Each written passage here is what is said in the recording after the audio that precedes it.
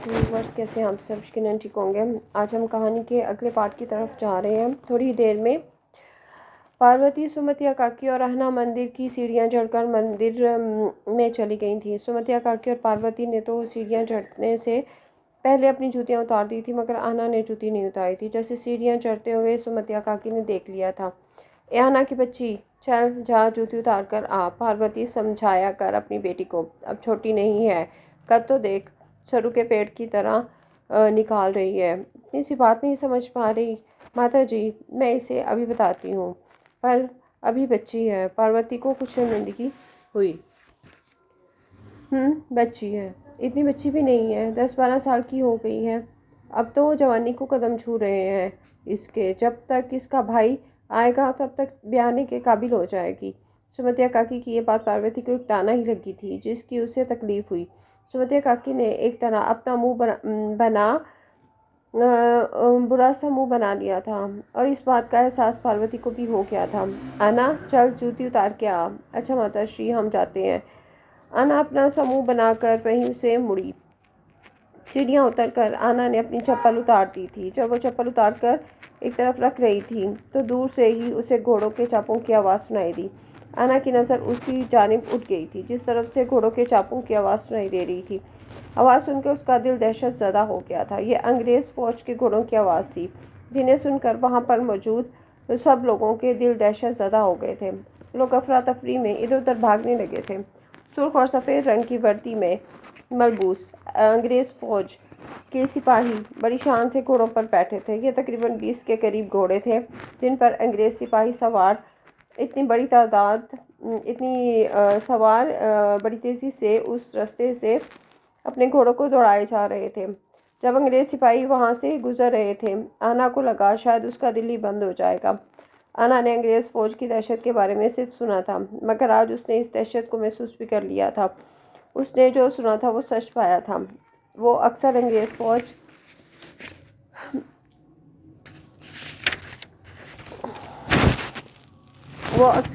फ़ौज के बारे में अपनी मम्मा से बातें किया करती थी, मगर आज उसका अंग्रेज़ फ़ौज से सामना हुआ तो वो आम इंसान ही थे, मगर उनकी दहशत किसी जिन या भूत से कम नहीं थी।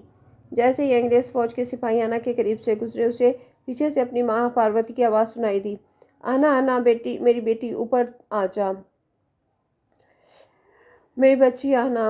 आना की पार्वती की आना में जान थी। वो दौड़ती हुई सीढ़ियाँ उतरती आ रही थी।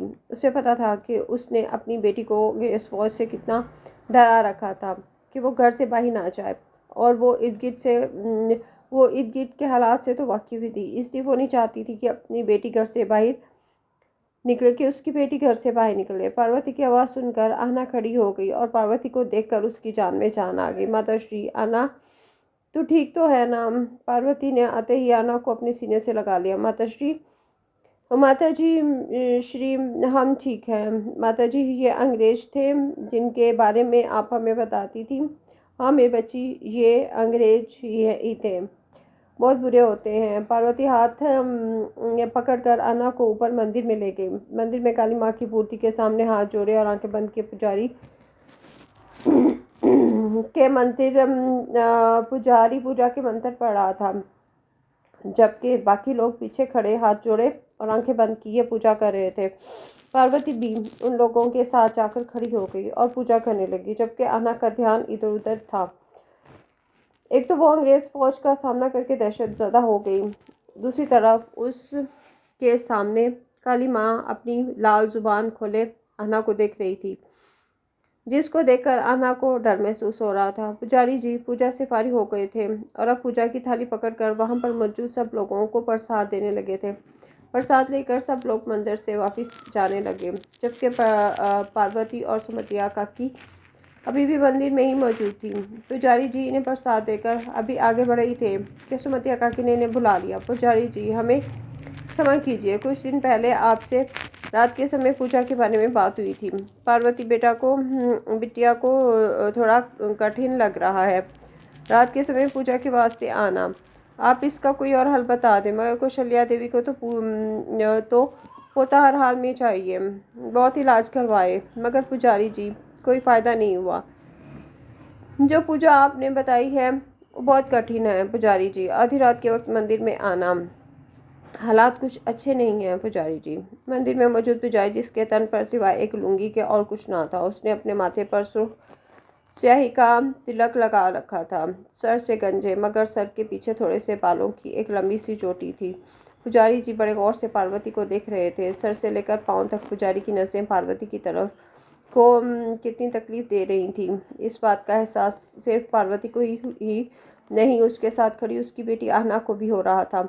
अरे सुमतिया जी, ये पूजा ही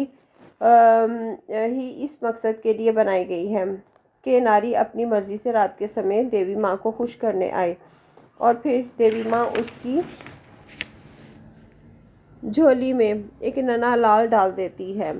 देवी माँ की ये इच्छा होती है कि नारी उसकी खुशी हासिल करने की खातिर खुद को समस्याओं में डाले। वो देखना चाहती है कि उसके चाहने वालों के दिलों में उसकी किस हद तक जगह है, वो उनके लिए कितनी तकलीफ़ें उठा सकते हैं। सुमतिया ने जवाब दिया, ठीक है पुजारी जी, मैं एक बार फिर कौशल्या को समझाऊंगी। पुजारी जी पार्वती पुजारी जी की बातें सुन रही थी।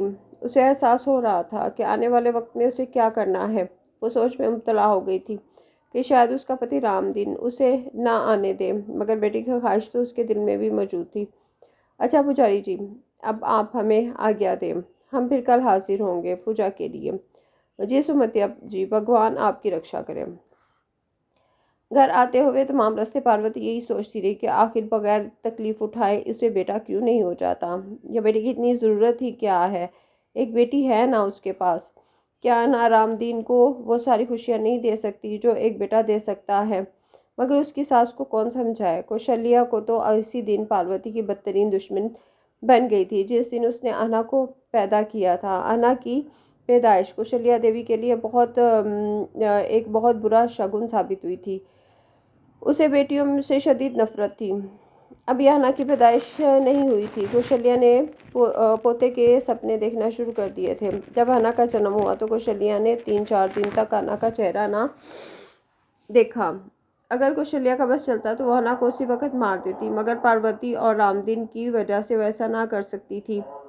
उसके बाद आना आहिस्ता आहिस्ता बड़ी होने लगी। दिन महीनों में बदल गए, महीने सालों में इंतज़ार बढ़ता चला गया, मगर पार्वती को दोबारा ना तो कोई उम्मीद लगी और ना ही कोई बच्चे के होने का एहसास उसके अंदर जागा। ये इंतज़ार ना सिर्फ पार्वती के लिए मुश्किल था बल्कि रामदीन के लिए भी ये इंतज़ार मुश्किल हो गया था। मगर वो दोनों क्या कर सकते थे। और औलाद ना होने की सबसे ज़्यादा तकलीफ़ कौशल्या देवी को हुई।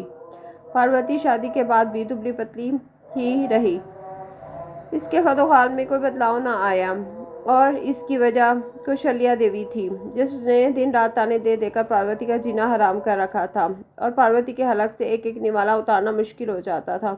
अगर पार्वती के माँ बाप जिंदा होते तो शायद वो रामदीन को कब का छोड़ चुकी होती, मगर उसका तो दुनिया में कोई भी नहीं था, ना बाप ना माँ ना भाई ना बहन।